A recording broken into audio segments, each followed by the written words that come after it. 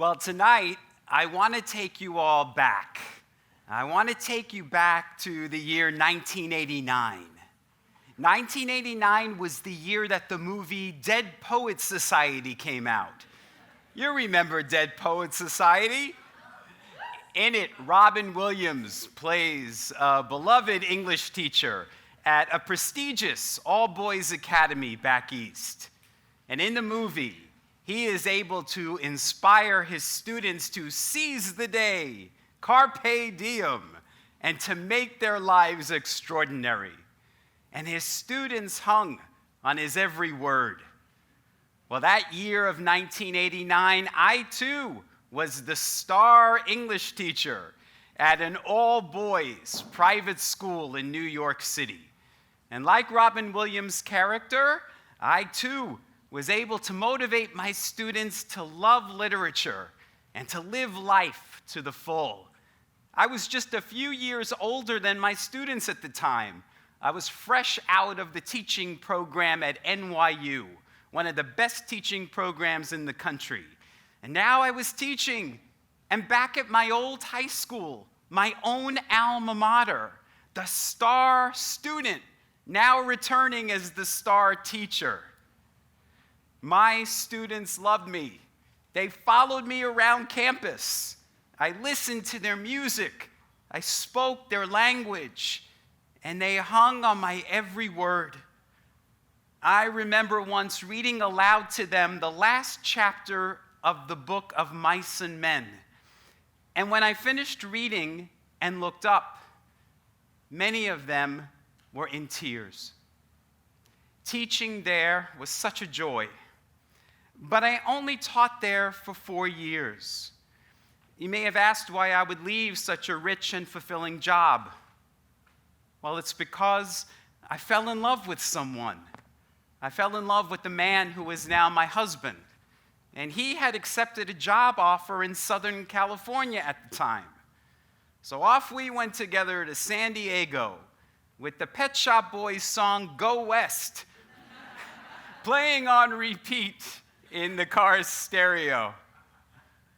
I have to admit, it was really hard for me to say goodbye to my family and my friends, and especially my students in New York. But I was not worried about finding a teaching position in California. After all, I had such glowing recommendations from such a prestigious academy. Well, I would soon discover that teaching positions were in demand in California, but for math and science teachers. English teachers, I found out, were a dime a dozen. But luckily, just 2 weeks before the new school year began, I was hired at an alternative public high school just north of San Diego. My classroom had an ocean view, and everyone told me how lucky I was to have landed a teaching position in such a desirable and upscale location. But just a few weeks into the school year, I wasn't feeling so lucky. I was feeling like a fish out of water. My students came to school in board shorts and flip-flops, and there I was in a blue blazer and penny loafers. The students didn't think I was the cool teacher. They thought I was the weird guy. They made fun of my New York accent and my Italian hand gestures and mannerisms. They spoke a lingo that was foreign to me, and they listened to music that I never heard of before. And unlike my students in New York, the students in California were not hanging on my every word. In fact, it appeared that they weren't even paying attention to me at all. My reading aloud of Mice and Men didn't elicit tears, but rather caused several of my students to fall asleep. One boy drew pictures of comic book characters in his notebook while I taught. And when I took away his notebook from him, he freaked out on me in front of the entire class. Then there was a student who every day wore a hoodie over his head, pulled tightly over his face. And when I asked him to please remove it, he defiantly refused me. And then there was the girl who stood up in the middle of my teaching and went to the back of the classroom, where she proceeded to sit on the floor and stare at the back wall. I didn't know what to do. Nothing in my teacher training or teacher experience had prepared me for anything like this. Why were the things that worked so well for me in New York now failing me in California? My English department chairperson at the time suggested that I change my teaching method. She said that lectures and note-taking and desks in rows may have worked well at a private school in New York, but they don't work so well at an alternative public high school near the beach. I must admit that my ego did not want to hear this, and I was reluctant to change my teaching methods. And then she told me about the school's IEP program, which had only recently been introduced in public schools at the time. IEP stands for Individualized Education Plan.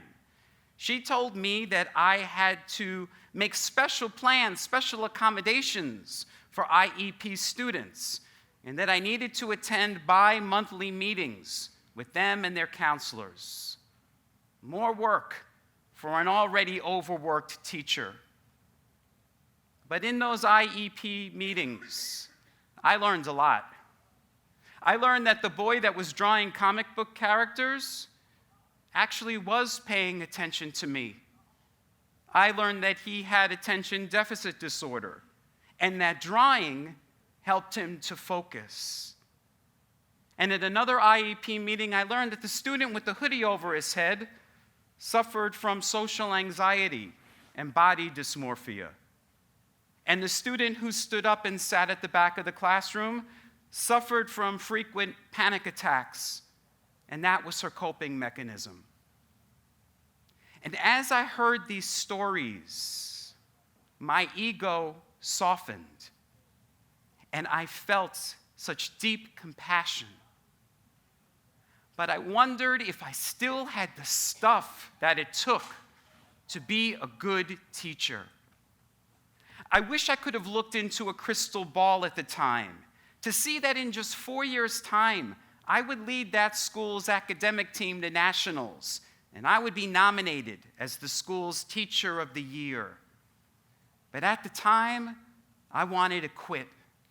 I was ready to give up. I doubted whether I still had the talent and the skill. I questioned whether I still had the passion and the drive, and even the desire and willingness to change my teaching to adjust to so many learning and behavioral modes.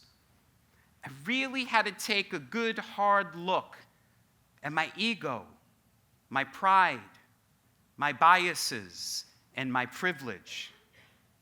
And I had to admit to myself that I, the rock star teacher, still had a heck of a lot to learn about teaching.